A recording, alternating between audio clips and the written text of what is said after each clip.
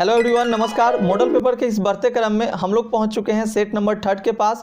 तो इस वीडियो में मैं आपको ज्योग्राफी के सेट नंबर 3 को कराने वाला हूं। तो सारे प्रश्नों को देखिएगा, सभी प्रश्न आपके लिए इंपॉर्टेंट है।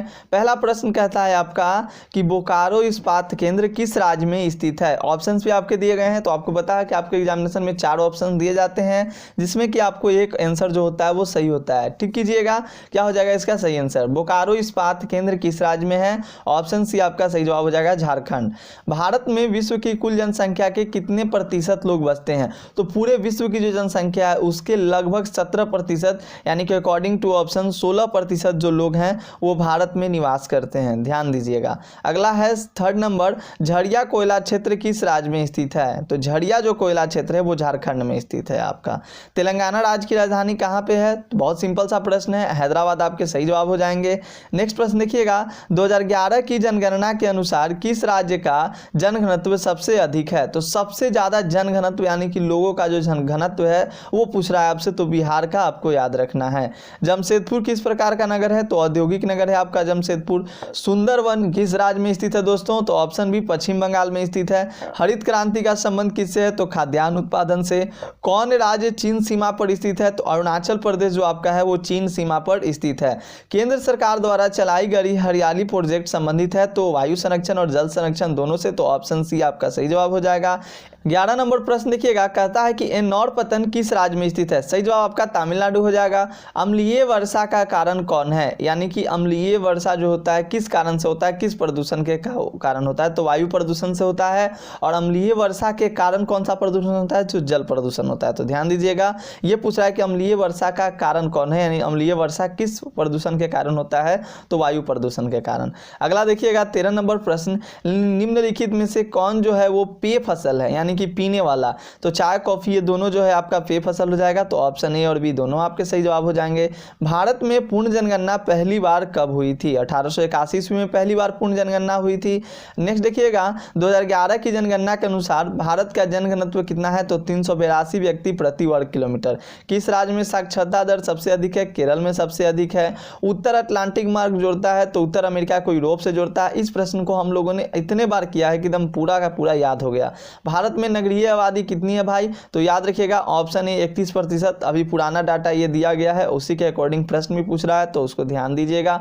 ये प्रश्न एक इंपॉर्टेंट है। 19 नंबर प्रश्न को देखिएगा कि संभववाद अवधारणा में किस घटक को महत्वपूर्ण माना गया है। देखिए आपका जो ऑफिशियल बिहार बोर्ड का जो आता है आंसर की, उसमें तो आपको देखने के लिए मिलता है दोनों ए और बी दोनों। लेकिन संभववाद अवधारणा में क्या होता है कि आपको संभावनाओं को जन्म देता है। तो मानव जो होते हैं वो संभावनाओं को जन्म देते हैं, लेकिन साथ साथ प्रकृति के नियमों को समझकर हम लोग करते हैं। तो इसमें संभववाद अवधारणा में प्राकृतिक घटक और मानवीय घटक यानी दोनों ए और बी दोनों को टिक कीजिएगा। और वैसे भी आपका जो बोर्ड है वो सी को ही सपोर्ट करता है। आंसर की देखिएगा बोर्ड द्वारा जो जारी होता है आंसर की, उसमें सी आंसर ही दिया हुआ रहता है।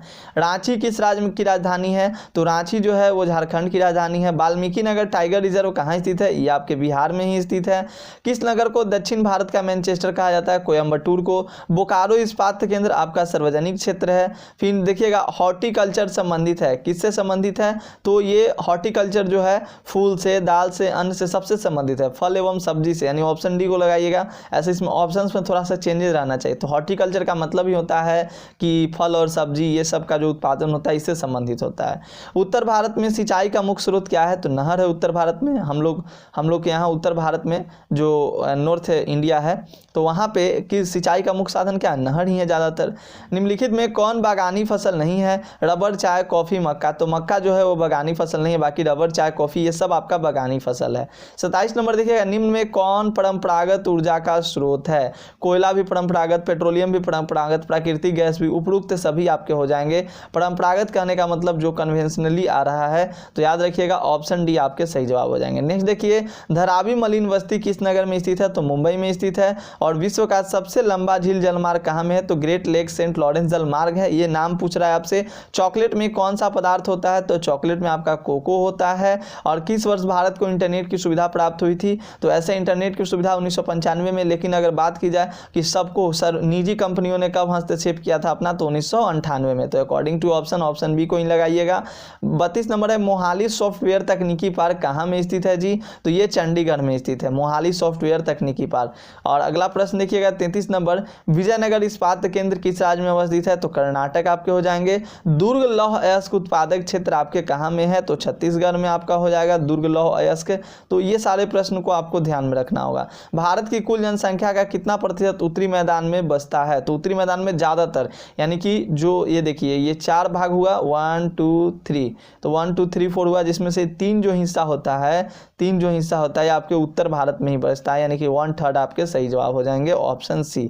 नेक्स्ट प्रश्न देखिएगा विश्व का सबसे बड़ा तृतीय क्रियाकलाप कौन सा है, तो पर्यटन जो है वो विश्व का सबसे बड़ा तृतीय क्रियाकलाप है। मसाई क्या है, तो एक जनजाति है। भारत में कुल राज्यों की संख्या अभी 28 है, इसको भी ध्यान में रखिएगा।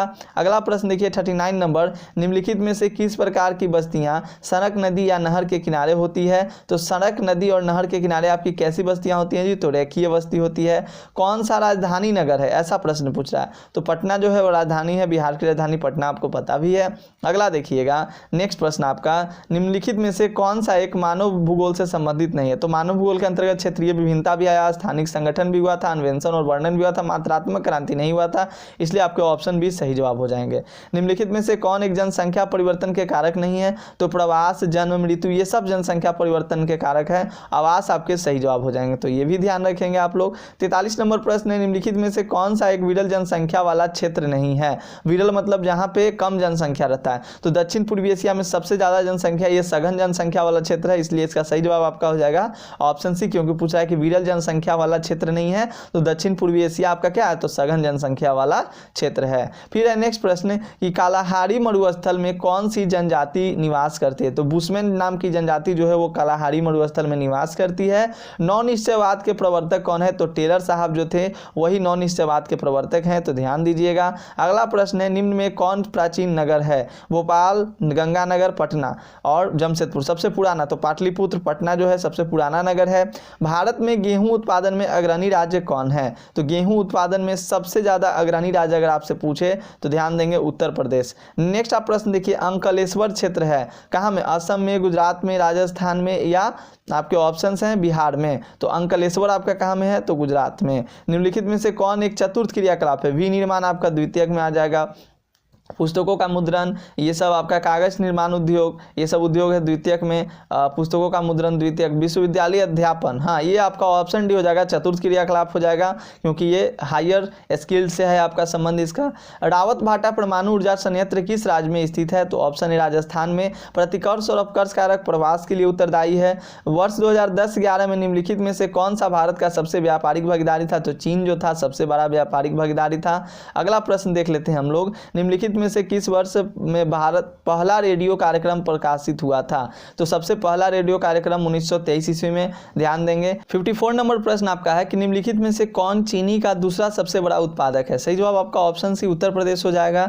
नेक्स्ट प्रश्न आप ध्यान दीजिएगा 55 नंबर कहता है कि निम्नलिखित में से किस स्थान पर प्रथम परमाणु ऊर्जा स्टेशन स्थापित किया गया था, तो सबसे पहली बार प्रथम स्थान पर परमाणु ऊर्जा स्टेशन कहाँ में किस स्थान पर स्थापित किया गया था, ये प्रश्न है आपका, तो तारापुर आपके सही जवाब हो जाएंगे। नेक्स्ट है आपका शुष्क कृषि में निम्न में से कौन सी फसल नहीं बोई जाती है, जितने भी दलहन वाले होते हैं सब शुष्क कृषि होते हैं, गन्ना आपके सही जवाब हो जाएंगे।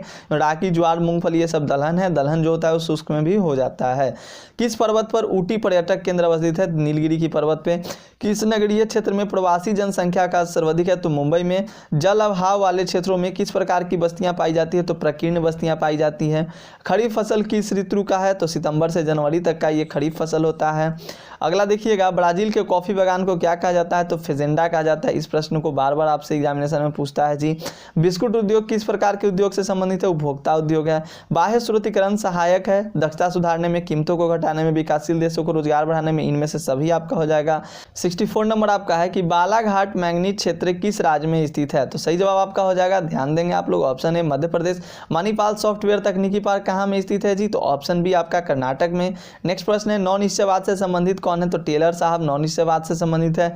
कौन एक महाद्वीप में जनसंख्या वृद्धि सर्वाधिक है, तो अफ्रीका में सबसे ज़्यादा जनसंख्या वृद्धि है।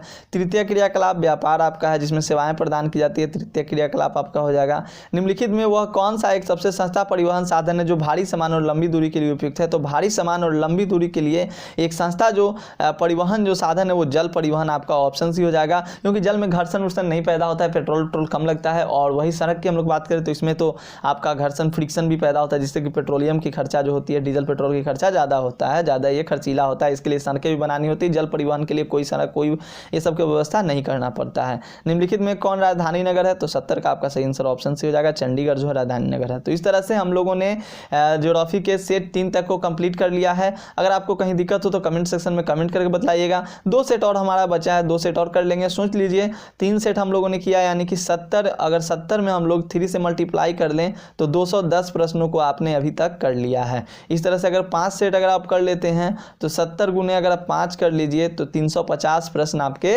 आराम से क्लियर हो जाएंगे। तो इन 350 प्रश्नों को अगर आप ध्यान में रखिएगा तो आपको कहीं भी किसी तरह की कोई दिक्कत नहीं होगी, आप अच्छे से एग्जामिनेशन को फेस कर सकते हैं। साथ ही साथ मैं आपको गेस्ट प्रश्न भी पढ़ाऊंगा, तो टेंशन नहीं लेना है, सेल्फ स्टडी करते रहिए, ये आपके लिए बहुत ज़्यादा इंपॉर्टेंट है। Take care all of you, मिलते हैं अगले क्लास में, तब तक के लिए धन्यवाद। जय हिंद, जय भारत।